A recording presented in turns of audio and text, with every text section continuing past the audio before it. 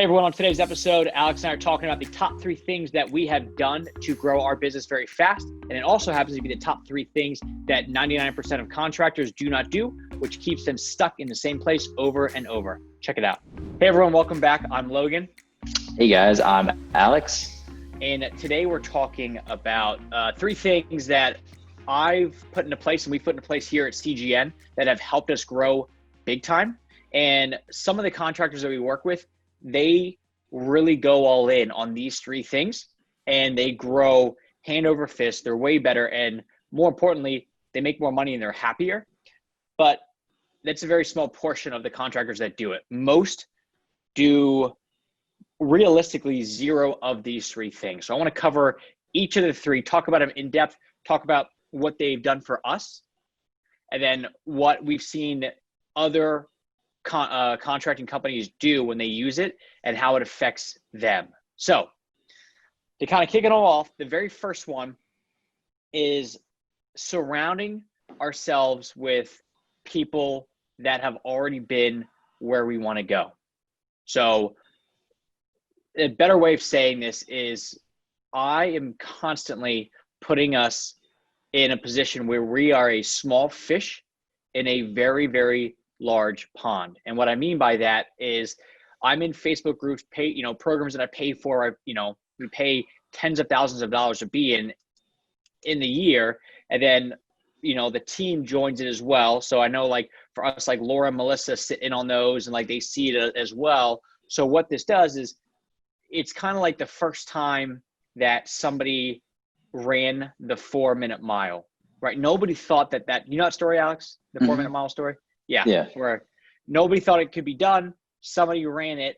They finally broke the 4-minute mile. And then next thing you know, everybody's doing it. Hell, Alex might even do it just because he knows it's possible. So the more that I'm a small fish in a very, very large pond, the more that all these quote unquote limiting beliefs that I have on myself, they start to go away because I think, well, I can't do that, or I can't grow this fast, or I can't make that much money, or I can't impact this many people. But then when I see all these other companies that are not only above where I'm saying, oh, this is like this, there's no way I could ever do that, but they're way, way, way past it. It totally just reshapes how I view and operate the business, but also on a personal level. Yeah. No, I think just from the groups that I've been involved with, like we were in like a podcast, buddy group of guys that have grown their podcasts to have like all these, popular guests on and all these, guys that do 20,000 downloads a month compared to what we do. And I think we had 20,000 last year.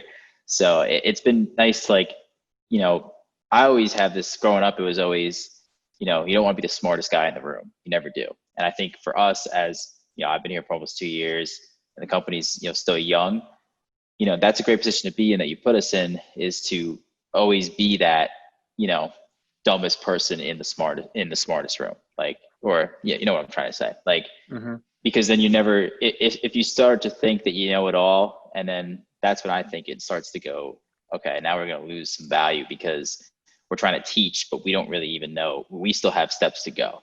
So the groups that we've been in, they've been through all of our situations, and they're younger people too, which I think resonates for us as a younger, our demographics all 20s. So, or in a company. So that's all helped. And like every group we've been in, I could say it's been very, it's really like helped like keep scaling the business, like go further and further and grow more and more. So like, and with that, I think what the problem is a lot of people don't necessarily identify these groups that they hang out in. They don't understand that they're actually kind of toxic. There's groups like, it'll be a bunch of contractors, and what'll happen is somebody will post something. Like, let me give you an exact example. I saw a post today that it was a homeowner that it was for a roofing company, but it was in a roofing group. I'm not part of it, but I saw somebody just post the actual screenshot and then the responses.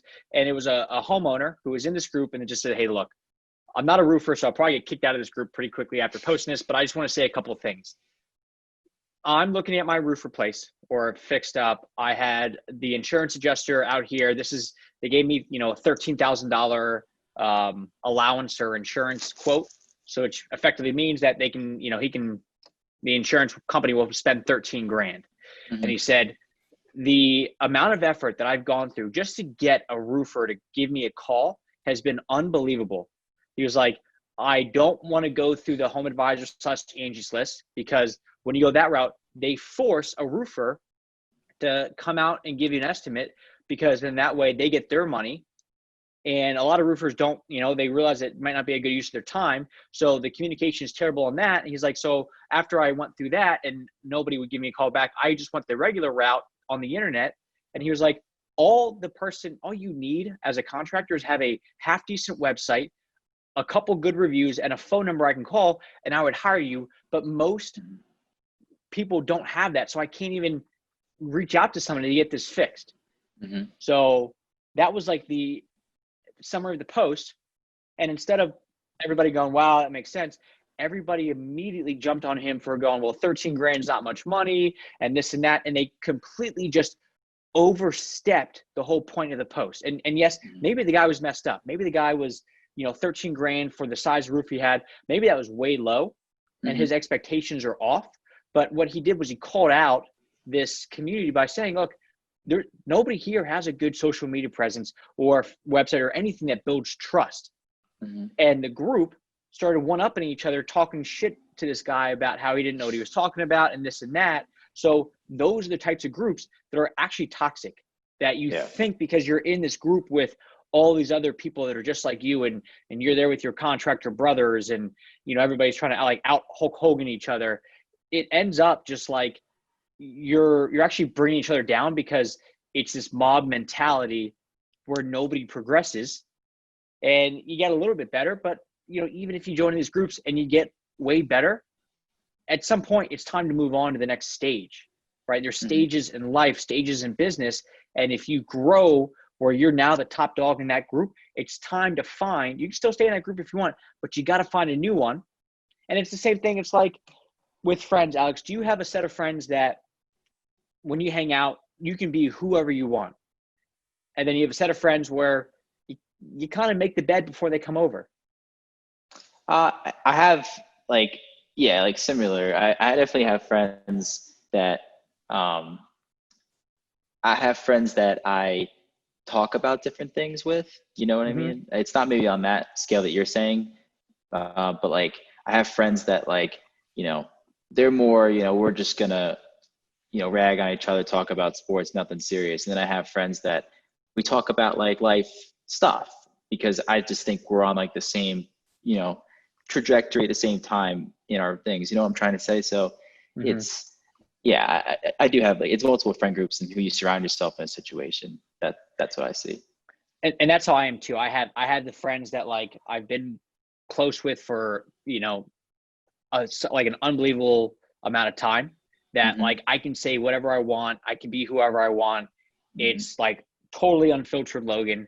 And then you got the friends, which is more like you talk a little bit higher level. It's not necessarily because like the other friends you can't talk high level, but you just don't. You just kind of like, I see him and I revert back to like freshman year Logan, and we all do that. And it's like, you just kind of go back to that stage. But then you have like the other set where it's like, I want the house to look okay when they come over.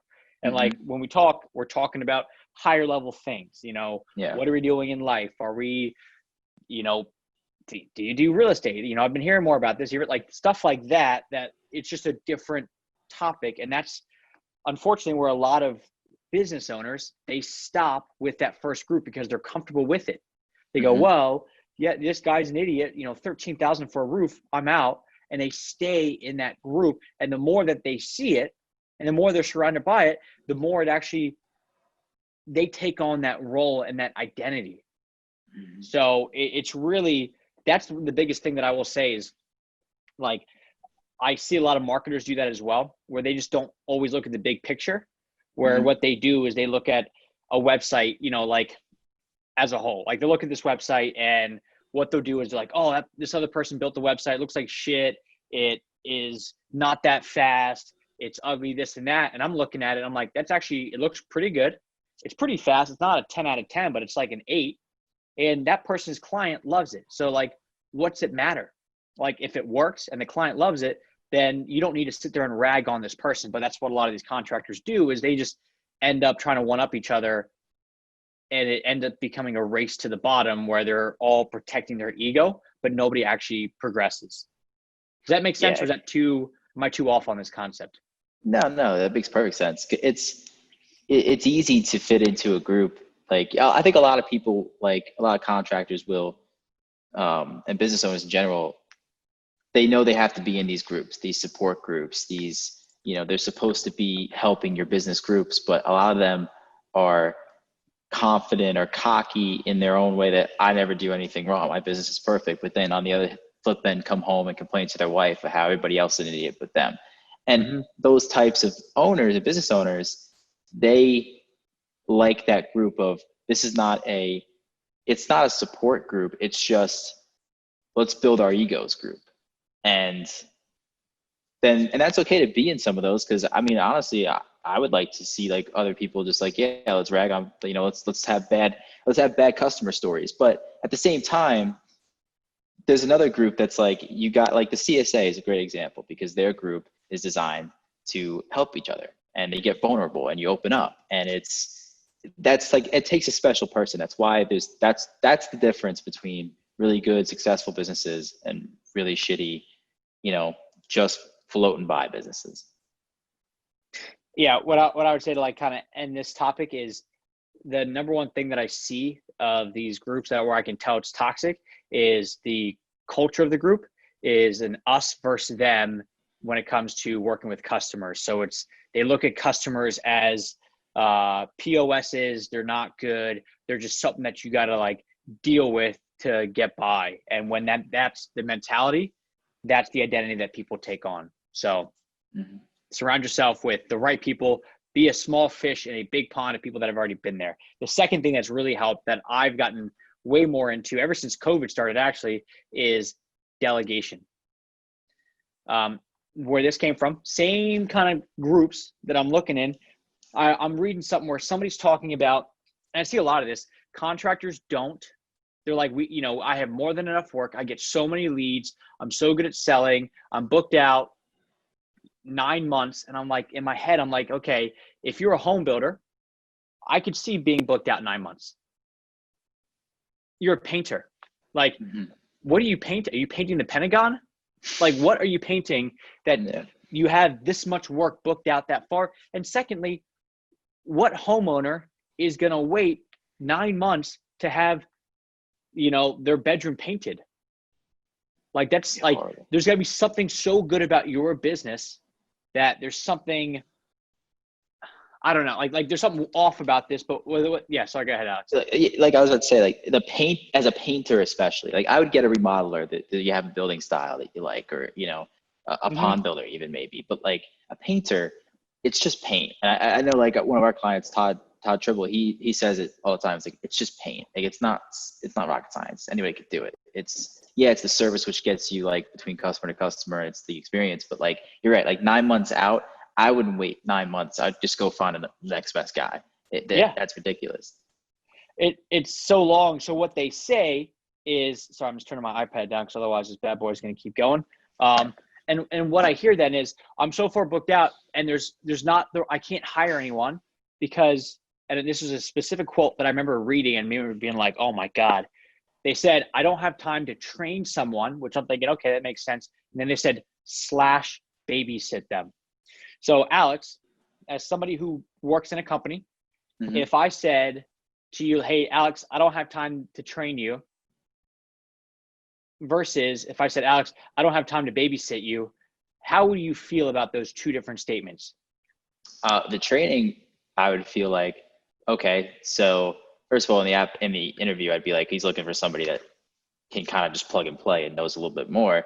But, that's okay. You're going to go into the job and you're just going to fail, for, stuff you don't know. And then that's when he'll, train you, or they'll, actually like, tell you did this wrong, but that's okay, go again. But to babysit, that kind of means like, okay, so even if I did get trained, and even if I was a fully qualified, you'd micromanage me the entire time. It kind of is like a negative and a positive experience type contrast.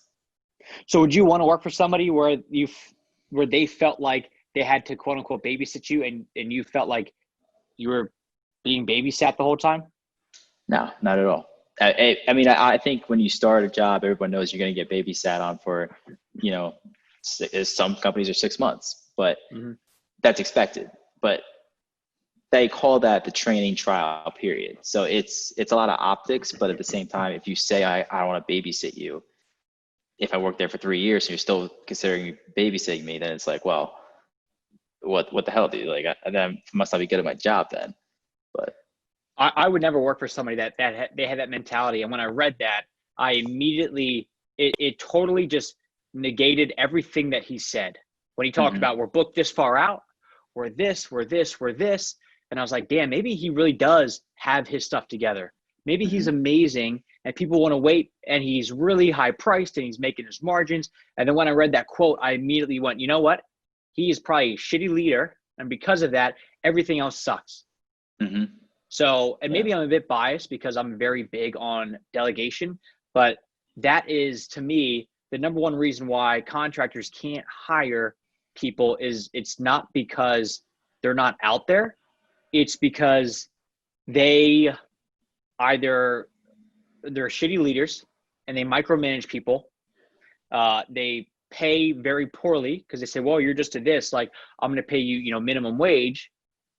It's like, you're trying to attract top talent and somebody who can like do all this stuff, but you're going for a Nordstrom's person and you're paying Walmart.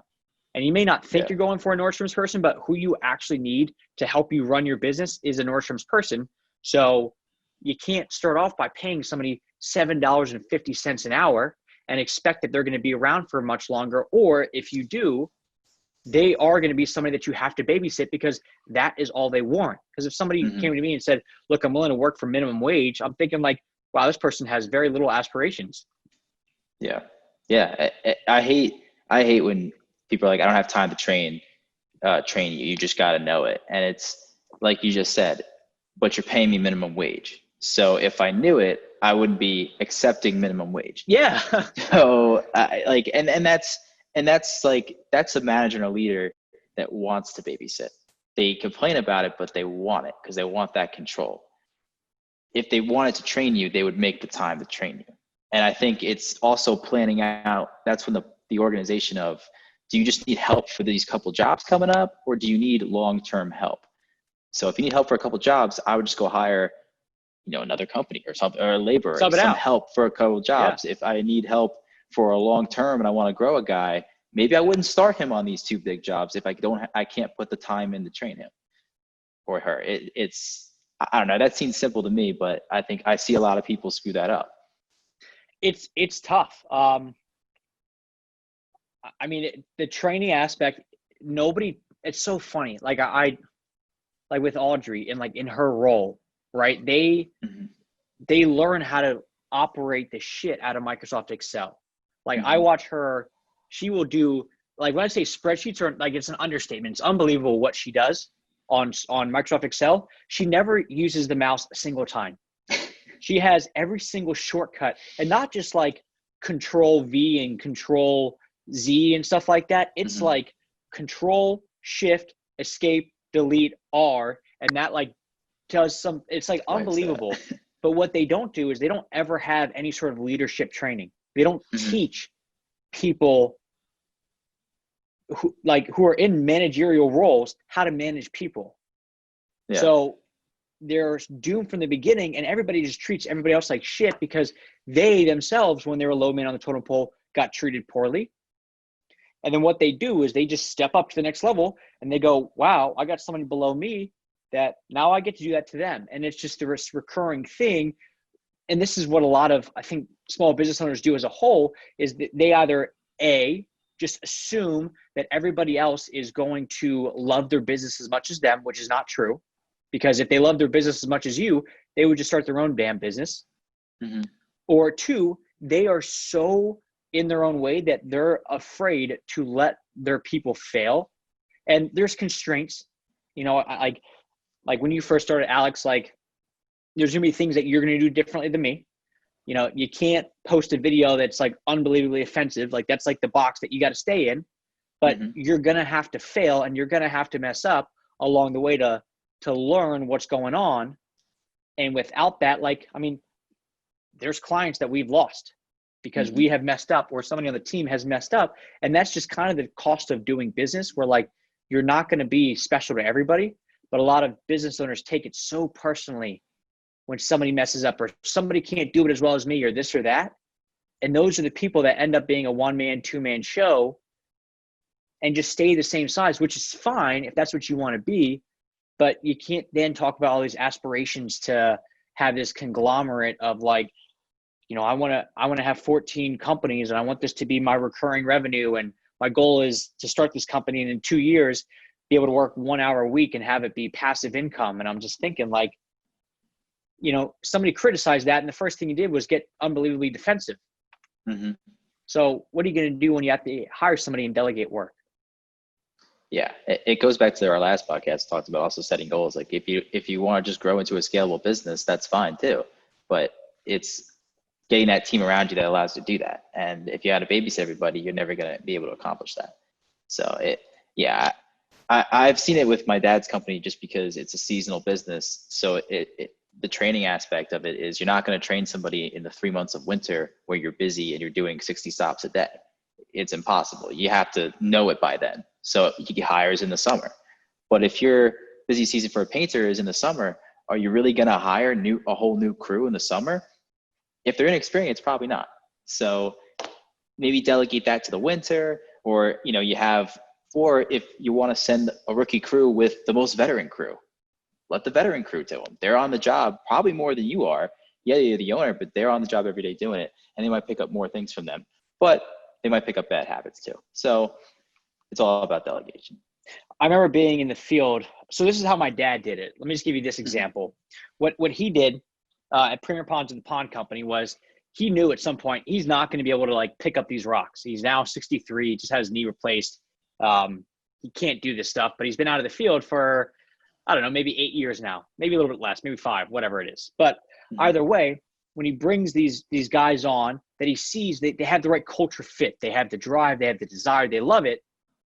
When my dad's building this website, this waterfall, you need, in the pond world, you need a bunch of rocks and stone, right? Well, the company, like from the stone yard, they don't drop the exact stones you need at the exact places. So they just drop it all in the front yard. And then somebody has to go to the front yard to grab the stone and bring it to the back. Well, that was my job every summer. I was the quote unquote rock bitch, which I loved and I hated because it was an unbelievable workout, because you're literally just for 8 to 10 hours straight picking up rock and gravel from the front yard, carrying it to the backyard. And when you're not doing that, you're digging. And when you're not digging, you're moving more rock. Like, so it's just straight brute strength. It's like being like a farmhand all day long. Yeah. Well, I was always that job, but that's because I was part-time. Well, my dad, when he brought in these other guys, because he knew eventually I got to sell this company, but I got to have somebody who knows what they're doing. What he would do is he wouldn't just say, okay, I'm going to build this waterfall and you bring me the rock. Eventually, he's going to have to train this person to be the waterfall person. So that's what he did, where he switched. He said, Mike, here's what I want to do. Let me show you how to build this waterfall, and then I'll get you the rock. So that's eventually what happened. It was like the last year or two, Mike was the waterfall builder. My dad, who owned the company and who was Mike's employer, was the one doing the menial work to bring Mike the rocks, because they didn't have like another helper or whatever it is. So it's like eventually you have to give up the big time jobs and tasks, because otherwise, like my whole thing was, the very last thing that I held on to for marketing stuff in our company was websites, right? That was the very last piece that I did myself. And now Melissa does it, and she does a way better job than I do.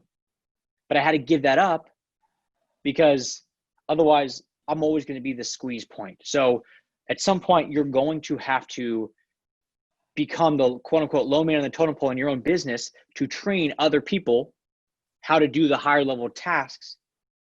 And unfortunately, a lot of contractors don't want to do that, because they think that this one specific job is going to make or break their freaking company. And if they don't do it perfectly, everything's going to crumble versus them just letting somebody else do it. And a lot of times it's not wrong, it's just a different way. And the customer's still just as happy. Yeah. And look how much, the company's even grown since you've delegated websites to Melissa. And now we have outsourced a guy to build a second one because we have so many websites backed up. So you almost got out of your own way and look at the growth that happened because of it. Exactly. It's just all about setting up the systems and the processes so the end product and the end result is exactly what she wanted to be, whether I'm building it, Melissa's building it, or we work with another company to help us build it. It doesn't matter. It's just the end product is where the value is. So the very last thing, so we've got the surround yourself with the right people. We've got the delegation piece. And this is probably the biggest one that most people do not do well. It's very tough to do sometimes, but it is set up recurring revenue. And here's what I mean by this. In our business, if let's just say we have two different sides of the business. We've got what we call the front end, which is kind of like in a restaurant, the front of the house, right? The servers, the host, things like that. People that when you first walk in, that's what you see. That's what we have as our front end is our website. Our it's actually like our local brand dominance package, but it's the website, the Facebook, the how to strategically generate more leads off the neighbors that you're working with, things like that. That's our front end. That's what we first sell. And then from there, if you want to really grow much faster, we had this whole back end, which is, Google, Facebook ads, email marketing, all these other services. Well, for us, the front end is a one-time thing. It's a one-time payment, one-time investment. You're in, you're out, you're done. But the back end is recurring, meaning every month it costs money. And for us, if we don't sell a bunch of websites in a month, it's not like I have to lay everybody off because we don't have all this work. And what's nice about that is you got your hunters and you got your farmers, right? When we do both, meaning we've got farmers that we always get more crop, right? We're always getting more and more and more and more. And then the hunters are out trying to get new stuff. It helps build that on the back end. But when you don't have that farming and you're a remodeling contractor, you're a painter, you're somebody where the only way that you get paid is when you get a new job coming in the door. That is a completely different mindset as far as how to run a business and the choices that you can make. Because for us, if we don't sell a single website package in a month, we still make enough in recurring revenue that our overhead's covered, everybody's paid, everybody's good. So I don't have to make decisions and sell websites out of desperation and take on jobs that we wouldn't normally take on. I don't have to, cut the prices in half just to get a little bit of oxygen because we still have money coming in the door and it took years to build up. But we have that. And that's what my dad has in the pond company, where what he has is they have let's say just for, if $1 million, right? Let's say $1 million company, it's more than that, but just for ease of numbers, $1 million. And I think 400,000 of that is just from recurring revenue and ongoing pond maintenance. So when you build a pond, you then got to maintain it. Same thing with a fish tank. You build a fish tank, somebody then has to clean it. Well, he gets that every single year like clockwork. And a lot of pond people do that where they set up monthly, somebody will come out once a month, empty the skimmer, clean out the this, clean out the that. And what you're doing is you're just setting up. So every month, these people's credit card swipe. So you're just constantly getting money in the door. And this is what the whole subscription model of software products are all about, is how many people can we get onto a subscription? And that's effectively what we have. Pond people do it very well if they do maintenance. And we have a couple people that we've worked with, a couple of remodelers that do it in the remodeling space, where what they do is they have an ongoing home maintenance program where it's for $150 a month, a homeowner can hire you, it's just recurring. And you just send a guy out there for an hour once a month, maybe 2 hours, whatever it is, maybe even a day, I don't know. And they just test stuff around the house. They make sure that the cabinets and the drawers aren't squeaky. They make sure that there's no nail marks or anything that they could quickly fix. So all they're doing is just coming out there to just quickly touch up your home. But you as a business, you're constantly getting another $150 a month, and off one person, that doesn't really do much. But off of, a couple hundred people that you've been working with, that starts to add up. So now you always have recurring revenue. And then on top of that, when you keep going back out there, guess what happens? It's way easier to sell more work because you're constantly in their space. Mm-hmm. It's kind of, isn't it like a little bit of upselling too? Like while you're, I'm thinking for home builders and remodelers, like, the touch-up plan, like you just said, like, check if the cabinet hinges are falling off or stuff like that. It's kind of like an upsell subscription that you can get. Hey, we'll come back every 6 months to see if everything's okay for this flat rate or whatever. You got to be a little creative with those because, it's a little tougher, but like ponds, you're always going to maintenance them. Gym memberships, that's how they make their bread. How many times the machine breaks and it's out of order for months. Like they're not really replacing those every day. So, you could be creative. And for us with a marketing company, I think it's a lot easier to have this recurring revenue. But you're right. I mean, there's not as much pressure on to sell your main product when you have this recurring revenue. And it's way easier to operate. Like let's just say, for example, like let's say you're a remodeling company and you just want to do remodels and you don't have a guy that you could send out there. You could work it out with a handyman service where what happens is you kind of have this mini partnership where you say, look, all right, handyman service, we're going to send you out. We're going to give you, half or whatever it is. But what the handyman company gets to do is they get to now be in that person's home and they get to make their own suggestions. Hey, I saw that you have this, this, and this, it's going to be more than what we're doing right now, but we could come back out next week and fix it. It's going to cost this much. What do you think? So it's a win-win because the remodeling company who only wants to do larger projects makes their recurring revenue. And then they're constantly in that person's space. So when the next big remodeling project comes about, they're going to be back in there. And then the handyman company, they get a little bit of recurring revenue as well. And they get to now sell smaller projects, but they're in the person's home. That's the whole thing with this is when you get into somebody's home and you sell them once, it's way easier to sell them a second time because they like you, they trust you, and the barrier to them upgrading, renovating a different space, repainting this, like whatever it is, I mean, it's way easier. And it's not necessarily like you're in there like to upsell them, but it's like you're there to make their lives happier.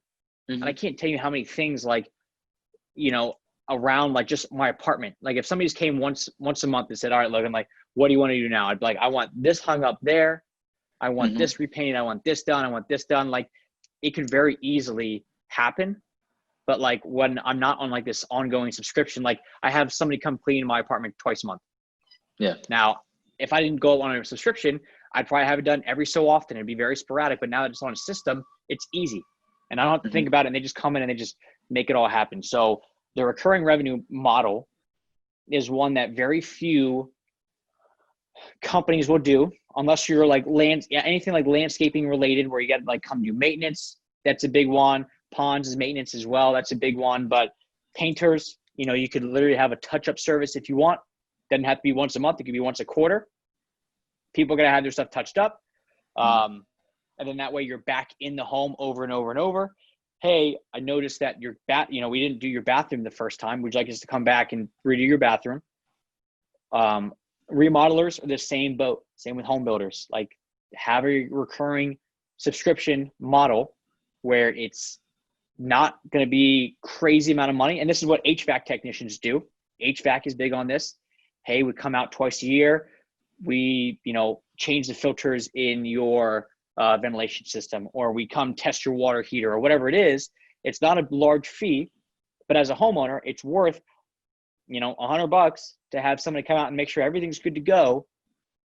And it's a win-win model, but most people don't want to set this up.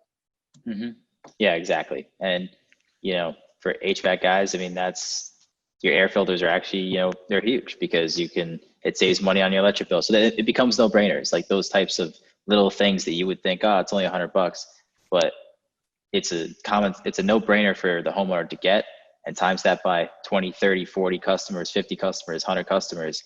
It's a lot of money. So it's out there. You can grab it and it makes a difference.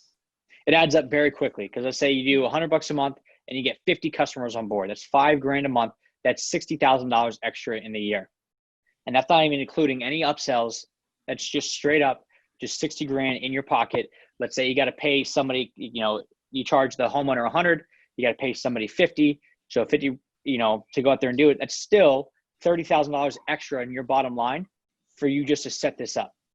Mm-hmm. That could be someone's salary right there that you just pay with just your air filter replacement. Yeah. And the top thing that I hear people say is, well, it's either one of two things. One, I don't know what I would do at their house. I don't know what I would fix. I don't know what I would do this. And it's like, have you ever if you're a remodeler, I guarantee you could just walk around the house with the homeowner once a month and say, I'm here. What do you want me to fix? Or two, they say, well, I don't have enough people that would do that, so it's not worth my time. Well, you got to start somewhere, right? Mm-hmm. Pay a guy that is a good communicator, because you don't just want to send your lowest man on the totem pole, because half the job of them being out there is to build a relationship and sell more work. Mm-hmm. So people are paying you to come into their house and sell them more shit. So if you send the lowest person out there that's going to get out of their truck, flick the cigarette butt out, hawk a loogie, go in there, try to pick up the wife, it's not going to work. But if you have somebody who's respectable, they're in there, they know that half their job is just to be a good relationship builder, it is going to make it way easier down the road to upsell more work while you're getting paid on a recurring revenue model. Yeah. But if you don't want to lose a guy, you're like, I really don't want to lose a guy. You can even work out a deal with, like you said, the handyman company. You get a cut from them. And if they want to go bigger project, the handyman, you're the guy he's going to recommend because you guys are working together. But it's probably not the preferred way, but there's a way to get around it. And it's, I get it. Sometimes you don't want to lose a guy for a whole day, do this, but. Could be on a Saturday. Send somebody out there on a Saturday and say, look, you're going to get paid overtime. You can make it work because people are willing to pay it. You just got to be able to go, okay, well, it's going to cost me a guy on Saturday. Let's say I'm paying him $25 an hour.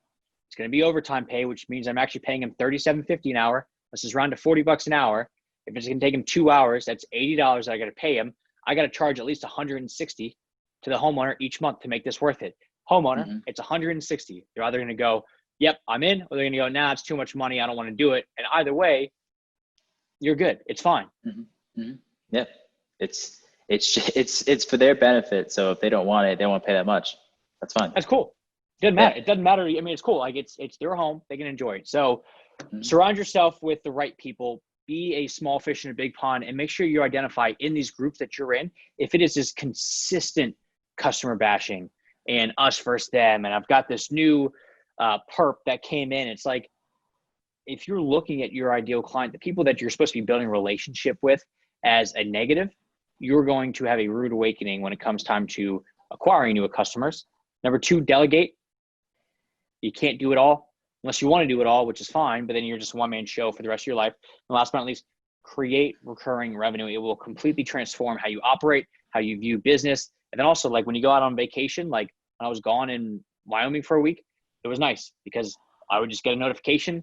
QuickBooks would say, hey, your money's on the way. And I'm like, that's pretty sick. It's a good feeling. Cool. Now, if you guys want to help set all this stuff up for your business, it all starts with that brand building dominance package. ContractorGrowthNetwork.com is something new that we're working on. We're pretty big on it. We've had several meetings as a team around it. Go ContractorGrowthNetwork.com. Let's schedule a call and we'll chat and we'll tell you all about it. Thanks, guys.